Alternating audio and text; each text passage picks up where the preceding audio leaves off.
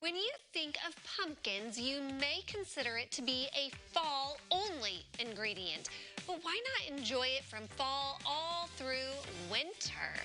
We're cooking up a storm today with our guest chef, WCIA3 meteorologist, Jacob Dickey. Welcome back. It's good to be here back in the kitchen. Yeah, wanted to bring something a little different. We've done turkey tortellini. Now we're doing a little pumpkin, bring some of that winter spring flavor in a little bit different. So this is a great recipe. I'm super excited. Okay, well, usually people just think of pumpkin as a fall staple, but we're going to carry it all the way through. You're right about that. And you have no problems with that. I have no problems breaking the stigmas and the stereotypes of fall weather here. The other thing, though, is sometimes people don't think of pumpkin and don't relate that to Illinois. Interestingly enough, the pumpkin capital of the world is over in Morton, Illinois, just in Tazewell County. They make about 85% of all food-grade pumpkins, like what we use here, put your pumpkin pie filling, comes from Morton, Illinois. And it's a big local thing there. You know, even the can of Libby's, that's they're famous for, says Illinois on the top there. You can see the outline of it. It's local, I guess you can say. Yeah. So great way to support. Pumpkin's a big agricultural commodity for Tazewell County. So in the fall time, you drive out there. These aren't your jack-o'-lanterns, but they're your food-grade pumpkins. So that you get the canned pumpkins like this here from Morton, Illinois. And just because that has a picture of pumpkin pie on the outside of the can there, we are not using pumpkin pie filling. We're just using canned pumpkin. That's right, yeah. This is 100% pure pumpkin. There's no nutmeg. There's none of that sweetness that you get with a pumpkin pie flavor. And the pumpkin flavor by itself is really good, which really complements very well with this dish here. So what are we making with it? Well, we're going to start, and what I did ahead of time is I took an onion and I took a leek, and this is what a leek is right here.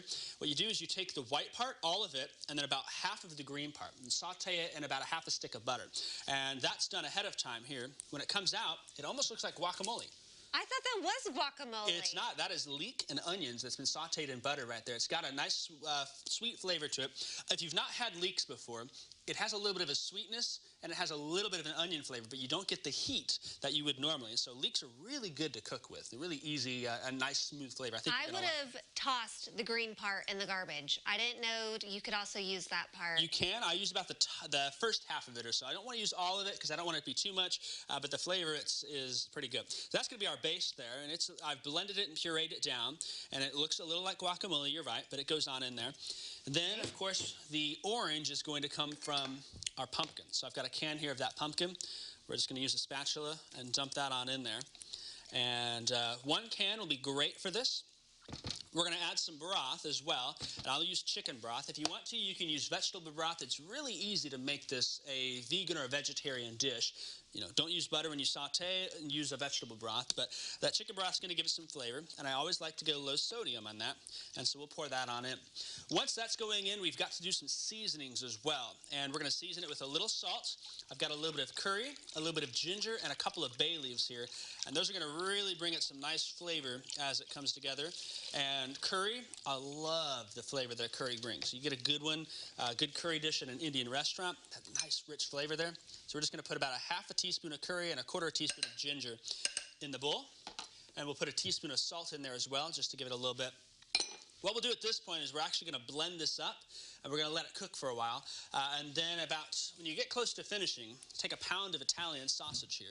You put that in the bowl, that's really going to give it a good flavor. So if you're not wanting to go the vegetarian route. I'm never. And in fact, I even left all the grease in here because I love nice. The flavor of it. But it's easy. If you don't want that, you can leave it out. You could do turkey sausage too. But the flavor you get from a nice Italian sausage really complements it well.